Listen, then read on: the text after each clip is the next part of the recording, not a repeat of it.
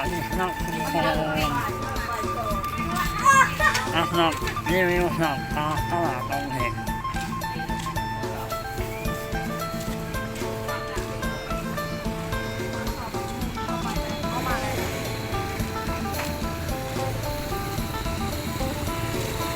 รีวิวห้ามปากนอกแม่ตลาดตรงเห็น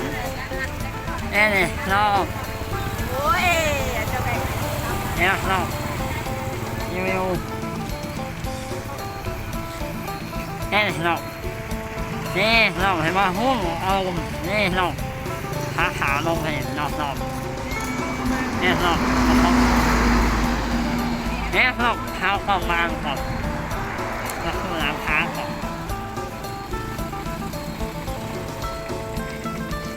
คือในวายกับเอาออกเขาได้เอ็มหน่อยแม่ต้องเอาเอ็มร้อยหน่อย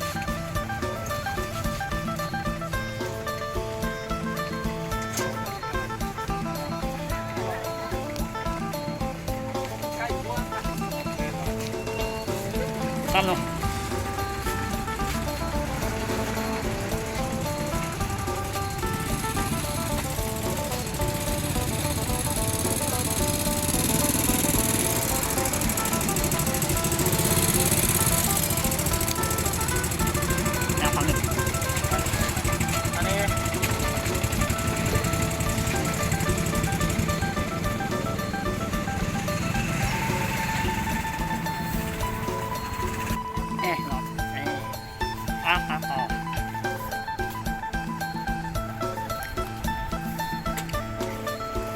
รอบตลาดรอบเลยตลาดน้องเห็นตลาดน้องเห็นภาคสองรอบ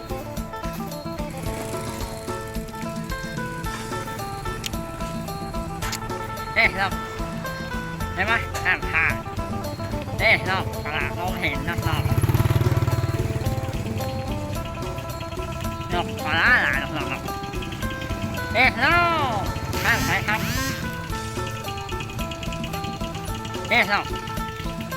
โคนแสนลงเห็นยก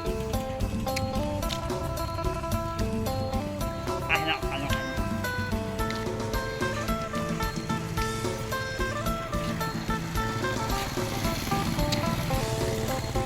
เราแถวไก่เราเห็นว่าเราแถวไก่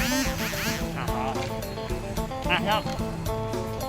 เรามาลงสองฝากครับ